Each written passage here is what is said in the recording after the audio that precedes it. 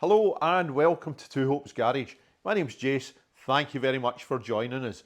In this video, we fit a steering arm repair kit to the W126 Mercedes. I've had it's effectively idler arm bushings. I've had this sitting in the garage for the last 5 years. Is it the most important job that needs doing to that Mercedes right now? No, not really. Is it a nice easy job that I can do and it gets something ticked off the list? Aye, that's what it is. There is, as you know, all sorts of other stuff coming up in the Merc. Apologies for it not being a Camaro video. The weather has been unseasonably nice. I've put 6 months tax on it and fresh oil in it. I didn't do an oil change video because there's already an oil change video. So if you're waiting for third gen stuff, apologies. There will be stuff coming up. But at the moment, it's out there and it's getting enjoyed, and I'll maybe not sell it after all. But anyway, without any further ado, let's get a W126 steering arm repair kit fitted. Thank you. Cheers. Why, and one more thing, apologies for any wheezy breathlessness throughout this video and probably for the rest of this summer. Some of it's self-induced, some of it isn't. I've been out enjoying the Camaro. Convertible at the start of hay fever season, probably not the best idea. I should probably get rid of the thing, but yeah, apologies for the breathlessness throughout the video. Anyway, let's crack on. Cheers. So here's what we're going to be using on the vehicle. It is a Febby Bilstein 05841 steering arm repair kit. Made in Germany, which is quite good to see. I've had some Lemforder stuff recently that has been made elsewhere. Whether the elsewhere is the issue or just cheapening out of components is the issue, I'm not sure, but I've not been over happy with it. So what we get is one stiff nut. You know it's a stiff nut because it's oval. One big skinny flat washer. Two of these bad boys here. We've got what looks like a top hat bush with an inner and an outer metallic portion and rubber bushings. Two of them. One dust cap. And one big old Febby grade 10.9 bolt. So you know that's going to be getting done up pretty tight. So I'll chuck that back together for the moment. And we'll go and get all the old stuff out of the car. Grand. So there's the idler arm assembly from the back, and this is what we're looking to replace the innards of. As you can see, the transmission's out in this, and also the brace that would normally come across here. That does afford me a bit extra access, but to be fair, even without that, this isn't a bad job to get in amongst. So we'll look at going and disconnecting one of our ball joints over here-ish. Excuse the focus. So there is our, let's focus there. You see some of the cracks in the rubber there. Anyway, there is our idler assembly there.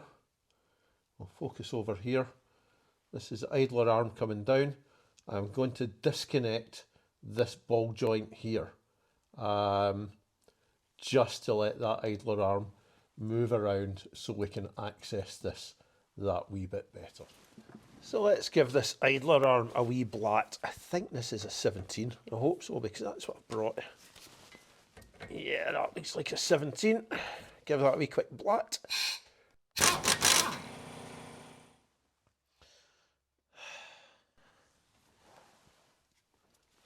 So let's give that a wee blat with the windy.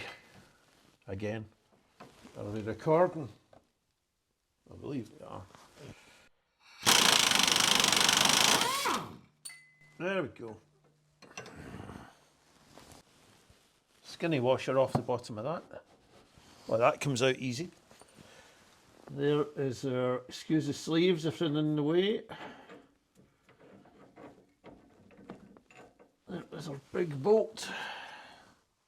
We've got, what have we got up here? Under the bolt we've got a spacer. I need to keep that. One dust cap. I might actually use that. That is far more substantial than the Febby item. I think we just need to get our bushings out now. Right, so that's the bolt out. I think what we'll do now is we'll see if we can get these out with a punch and a good hammering. Let's see how that goes. Excuse the shaky camera, I just hit the tripod there.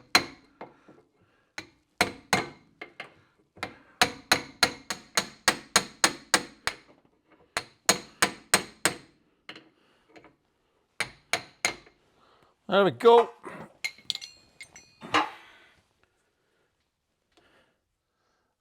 As you can see, that's separated, so the rubber portion is still within there. I had a feeling this would come out in installments. So yeah, onward and upward, and we'll see if we can get the rest of it out. So I'm lucky enough, because the transmission's out, I can actually sit under here. So punching from the top was only marginally successful, so we're going to go for a pair of the old Nipex pliers on here. Other water pump pliers are available, and we'll see if we can just manoeuvre it out. I've got a feeling it's going to be coming out in installments like the top portion. However, that's all right as long as it all comes out. I think with this, unless you've got the proper puller, it's a case of use whatever suits your situation the best. And at the moment, these bezelers here, although not ideal, do seem to have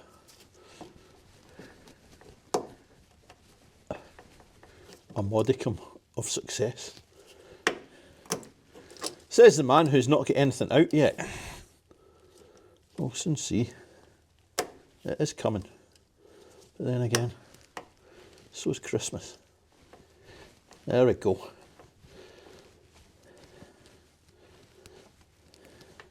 Beautiful.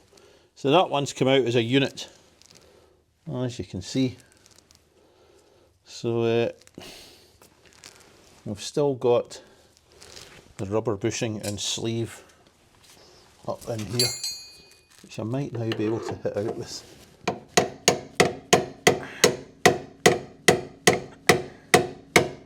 A trusty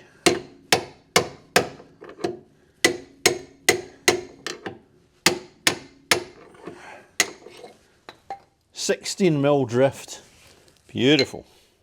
So we're going to give that a bit of a clean out with probably some parts cleaner and some wipes. Yeah, I'm going to start assembling it together now. So at this point there's nothing in there apart from there's a wee bit of residual cleaner that'll dry off very shortly. So there's our bushings there. What I'm going to do is put a wee bit of silicone grease on them before assembly. What it says in the manual is to lube up these rubber bushes with some white oil. Now, I had to look that up because I'm not familiar with the term white oil. And I'll put up I'll put up on the screen somewhere here exactly what it is. But it's yeah, it's basically a refined petroleum product. Now, I looked it up and it says it's rubber safe. I'm just going to use some silicone grease on here. And I've got some handy, so that is what I'm using. Equally, you could probably use some white lithium grease, which I have seen used. A couple of other notably decent Mercedes YouTubers have used that. This is just what I've got handy, which is why I'm using this. So we'll pop them up into the recess. So the plan here is we'll pop these in top and bottom. There's that one in there, roughly. And one in the bottom. Excuse the hands. And what we'll do, and don't use your new one for this, is use the old bolt to press in our kit. So I'll pop this up top.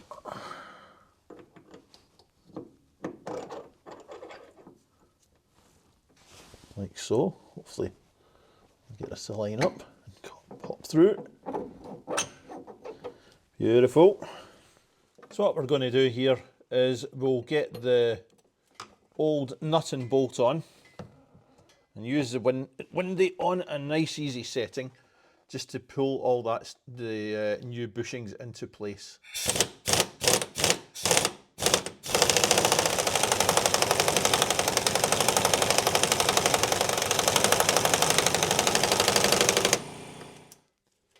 And we'll pop it off again.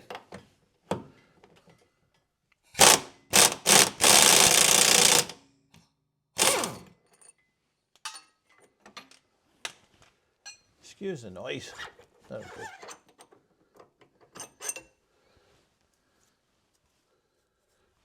Remember, do that with your old nut and bolt, not the new one. Give it a wee wipe, and then I think we're ready to reassemble.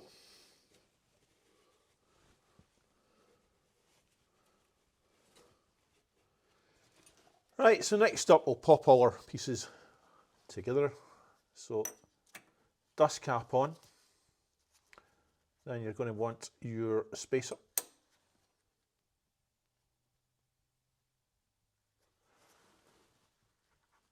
Idler arm. And get it all lined up so you can get your bolt in, like so.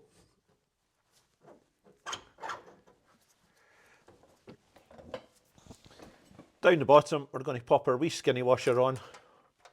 And last, but by no means least, I'll get our stiff nut on. Then all that gets torqued up to a 180 Newton maestros. So I'll get our spanner up top. I get quite a big torque wrench here.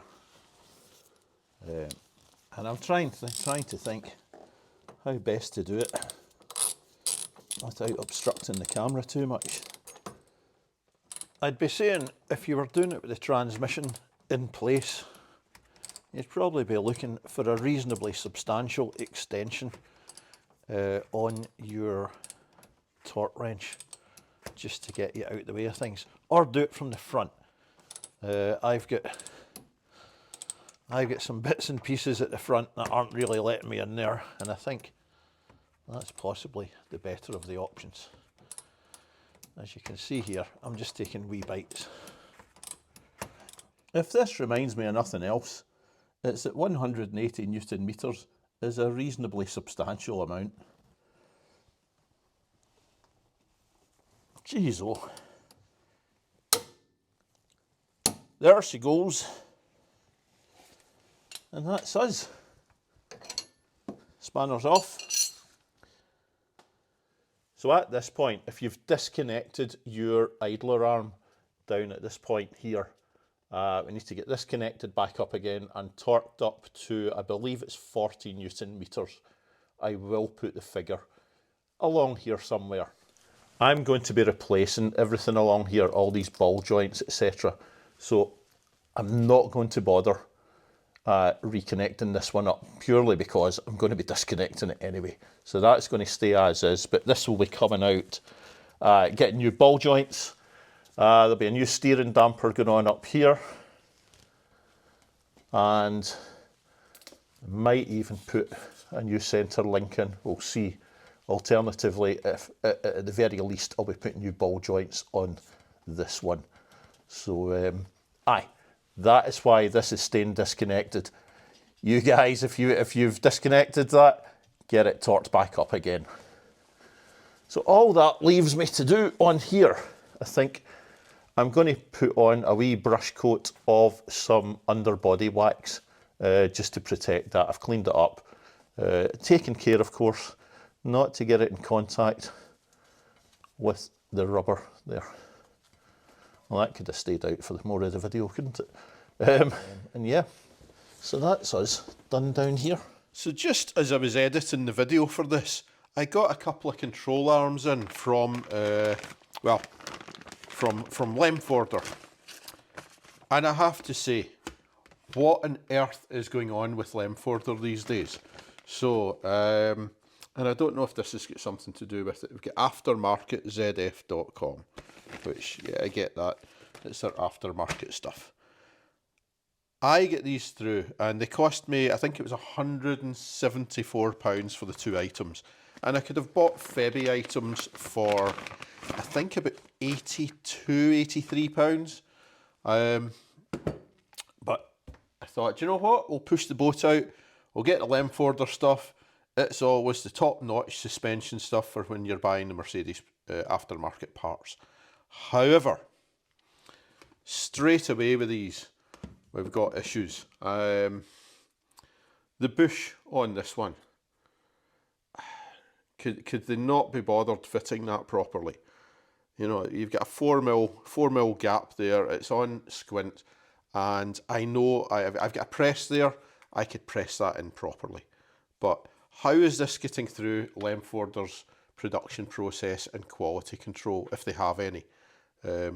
If they can't be bothered fitting the bushes properly, where else are they not bothering about stuff? This is what's annoying me with this. So that was that one. That was the left. Oh no, sorry, that was the right hand one. Bushes not properly fitted. I thought, you know what? I'll squish that in and we'll get the things fitted. The ball joint looks sort of okay. It's maybe a wee bit looser than I expect it to be, but it's not bad. So then we get to the left-hand item. Again, Lemforder, it's got the Lemforder thing on it there. The bush on that, better. And they've managed to almost fit one of these properly. This one's good. That one's nearly there, but not quite. 9 out of 10. So my issue with this, we'll take this cover off here, is were they having some primary school kids in to do the machining this day? What on earth is going on with that? Look at the amount of material that, let's try and focus. Look at the amount of material that's been taken off of that. And I'll see if I can get it in a bit closer. It's rough as guts. Bottom, oh, in fact, yeah, that was the bottom one. There's the big one there. Look at that. This is what's coming out of Lemforder these days. I paid more than twice the next aftermarket brand cost to buy Lemforder, because their quality is meant to be that much better. This is absolutely shocking. And we've got impact damage marks on the casting there as well. Whole load of flash round the inside.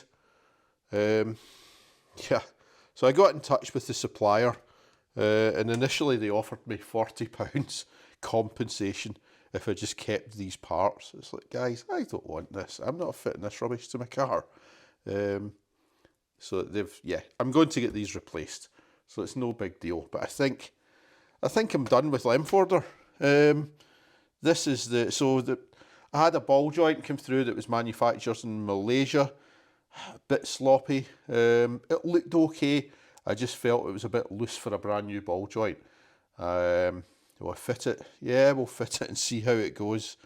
But this here, this is just beyond a joke. So this was Turkish, made in Turkey. Do you know what?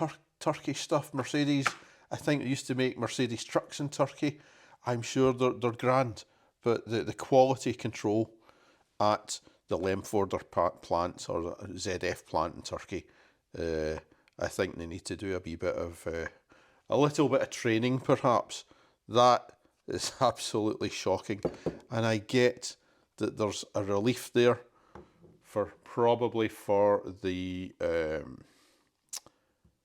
ball joint to be pressed in. Although, interestingly, the original Mercedes one doesn't really have it. Has it on the bottom. If we can get that. You can see a bit of relief on the bottom there. Not on the top.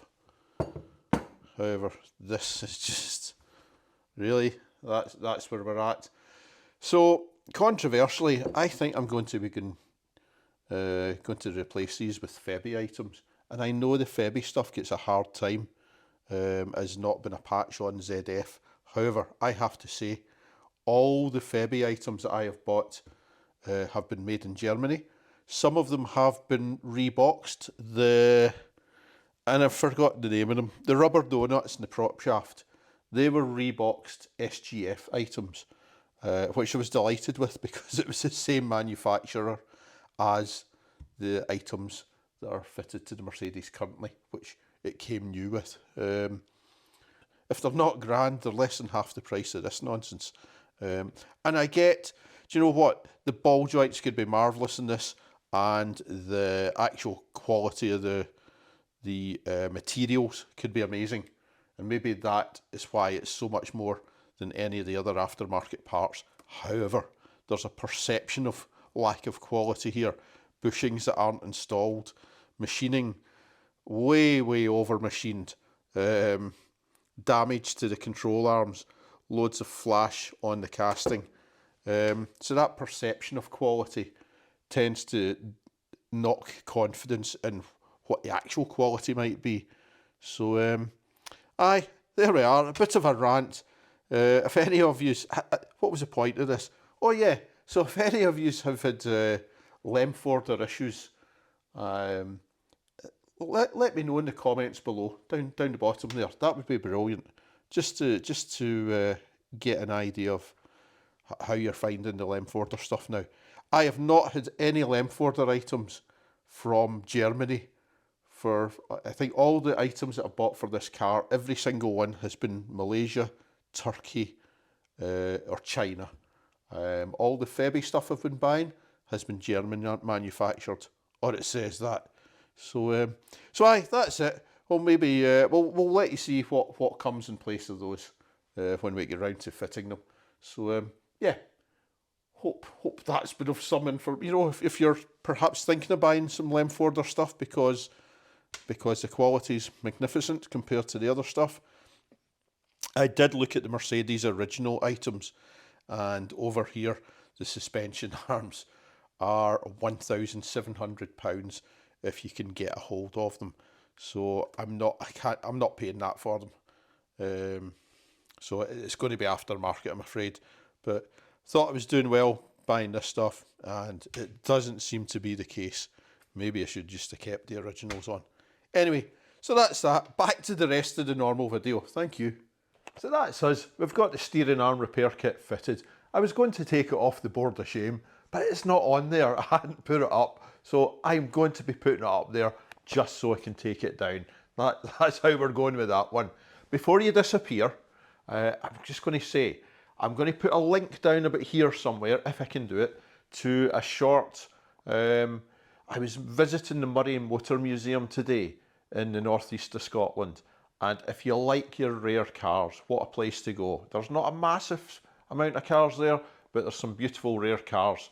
A couple of the highlights were a Lamborghini Diablo Iota, one of only 2 right-hand drive cars in the world. That was there. And a beautiful 1954 Le Mans Lagonda V12 that still gets used for racing. It's spectacular. That and some other interesting ones. So give it a wee look, please. Yeah, some cracking cars there. So thanks once again, and hope to see you again soon. Cheers. Oh, and thanks to new subscribers and to all the old subscribers for sticking with us. Cheers now. Goodbye.